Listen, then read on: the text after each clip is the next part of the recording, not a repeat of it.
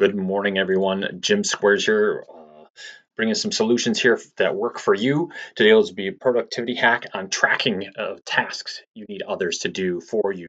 So imagine you're at work and you need to get a project done, and you're asking someone, you're relying on someone else to do something. So how do you track all that? Because there's multiple tasks that you're always doing. I'm sure you're just as busy as I am, where you have multiple things going on and you're trying to bubble it all, juggle it all, and make sure nothing drops. And this little hack has worked exceptional for me. It helps me have I have a steel net when it comes to getting anything done through people, because it allows me to recognize when things are due and how to get them done appropriately. So first, make sure you like and subscribe down below and share with anyone. Definitely, if you feel this is useful, so we can all get better and we can get more of the life that we want and deserve. So let's start off first. Email. When you need to ask somebody, your boss asks you for projects and says, "Hey, I need this done by Monday next week." So what you would do is you would create a rule, and this goes for anything that you want to follow up on. And this is goes for people who you think are unreliable, who you don't have an experience with yet, or you truly need it done, even if they are reliable, because you want to make sure it doesn't fall through the cracks. So those are the types of times you would use this. There are other circumstances, but that's where I use this thing mainly, especially to track people who I feel may not get back or that I need to get done by a certain timeline.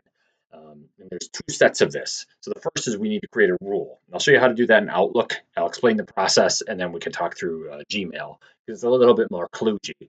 But Microsoft Outlook is the best way of making this work. So essentially, you're going to create a rule in Microsoft Outlook. So you go up to the top of your client into the mail view, and then there's this rules section, and you want to do manage rules and alerts. So you'll want to go down, and then you'll see this window will pop up. It's called rules and alerts. You want to create a new rule. And if you go down, the rule wizard will pop up. And essentially, you're going to want to apply rules on messages I send. Because here's what you're going to do.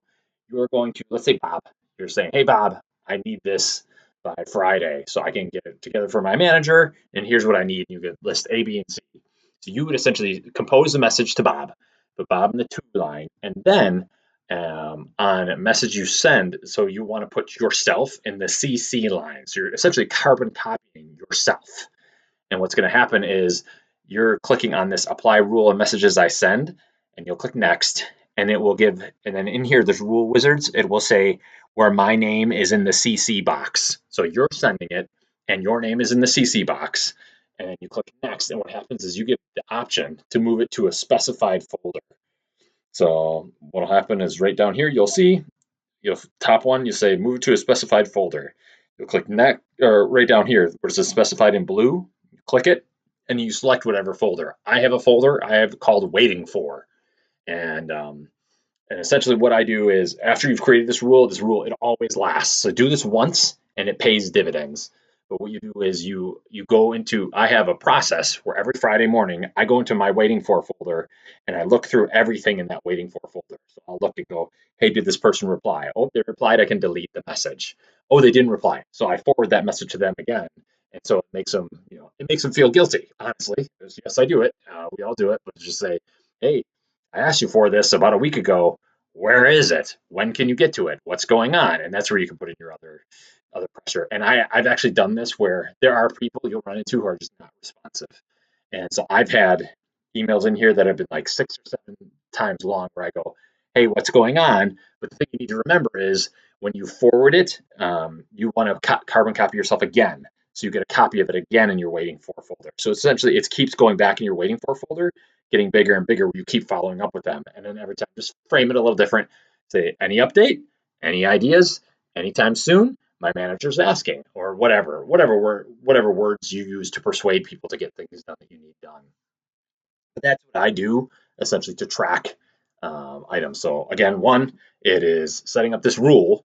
And once the rule is set up, you don't have to do it again. I'll put a link inside the show notes to this article and just do those couple tweaks that I talked about. And then two, you need to set up a reminder in your calendar. Just block yourself a half hour to an hour on Friday mornings where you go through your waiting for folder and you just go through every single one of those emails, and it's fast. You just go, "Hey, what's an update? What's an update?" And if you reply to somebody and they go, "Hey, I sent it to you," then you go, "Oh, my bad," and you just delete it. No skin off your back. You still have the message.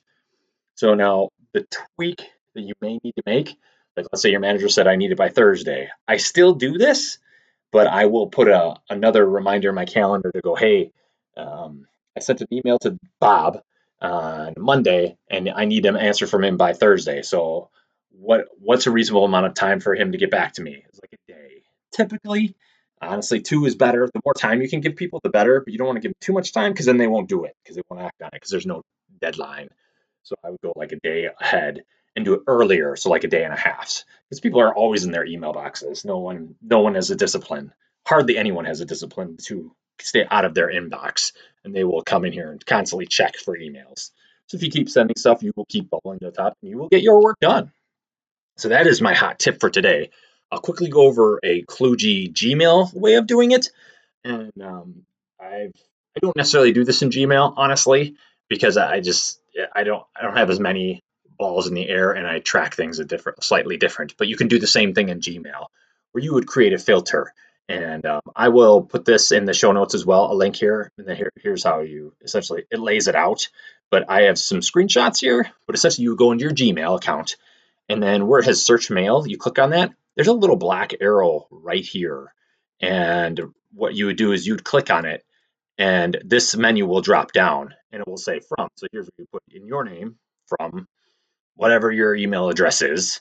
And then you would you'd click this. For the subject, what I would do is I would put in 2 letters or some letters that make sense, but you'd have to always put these in your subject whenever you send it to somebody that you're following up on. So you wouldn't want to put like FU because that just could imply other things. You would want to put like something easy. So forward, or well, see forward you might get then. So that's why you have to think this through of what you would want to put there. Um, so maybe just put uh, FL, so something like that, where you would always put that in the subject, or regarding, or something like that. And you say it's from you. It has in the subject 2 letters. I would recommend 2. And then what you'll do is you'll click down here where there's this create filter button that will highlight. And then when you get there, you'll get this next menu will pop up, and this is where it says, will it match your exact criteria? And I'll say, anytime you send a message, it has this in the subject, then you could click this, apply this label, and you can choose a folder here. So what I do is I choose that folder, and then you should be pretty good. So, and then you click create filter, and that's it. So it's pretty simplistic, not too bad. The hardest part is creating the rules. Once you put up these rules, then your life is way easier, especially in Outlook. It's just way simpler. If I come up with a better way of Gmail, or if you know of a better way in Gmail of creating these rules, let me know in the show notes or in the comments, and then I could put it in the show notes and expose it to other people as well, so we can help each other out, so we can all do better. So again, this is my process. Jim Squares. Okay, let's keep growing together. Take care of yourself, and later.